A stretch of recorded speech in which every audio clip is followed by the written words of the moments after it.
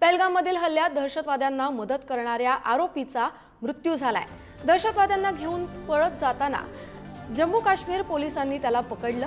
चौकशी दरम्यान आरोपीने पळ काढत विश्व नदीत उडी मारली होती। इम्तियाज अहमद मगरे असं या दहशतवाद्यांना मदत करणाऱ्या आरोपीचं नाव आहे। 3 मे रोजीच जम्मू काश्मीर पोलिसांनी त्याला ताब्यात घेतलं होतं। याच संदर्भात अधिकची माहिती देण्यासाठी आपले प्रतिनिधी आपल्यासोबत जोडले गेलेले आहेत।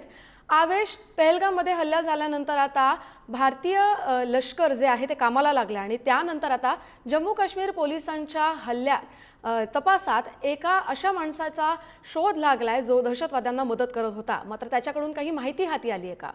नक्कीच कस्तुरी, आपल्याला माहिती आहे पहलगाम हल्ल्यात 27 भारतीय नागरिकांचा मृत्यू झाला होता। त्या पार्श्वभूमीवर ज्या दिवशी हल्ला झाला त्याच्या दुसऱ्या दिवशीपासून सैनिक आणि जम्मू काश्मीर पोलीस यांनी जागोजागी चौकशी केली, तसेच काही जणांना ताब्यात घेतलं होतं। त्यापैकी हा एक आरोपी आहे, त्याला काल सैनिक आणि जम्मू पोलिसांनी ताब्यात घेतलं। त्याचं नाव इम्तियाज अहमद मगरे होतं। काल पोलिसांनी त्याला ताब्यात घेतलं। त्याच्यावर आरोप आहे की जो दहशतवादी आले त्यांना अन्न आणि बाकीची रसद पुरवण्यात त्याचा मोठा सहभाग होता। या पार्श्वभूमीवर काल त्याला अटक करण्यात आली।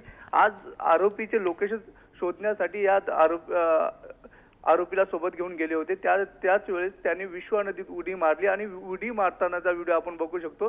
कशा प्रकारे उडी मारली आणि त्या नदीच्या प्रवाहातच त्याचा मृत्यू झालेला आहे। हा सर्वात मोठा एक आरोपीला मदत करणारा एक पुरावा होता आणि त्याने स्वतःही सुसाईड केला असं आपल्याला या व्हिडिओमधून दिसू शकते। पुढील तपास जम्मू काश्मीर पोलीस आणि सैनिक करत आहेत। कस्तुरी, धन्यवाद आवेश या सविस्तर माहितीसाठी।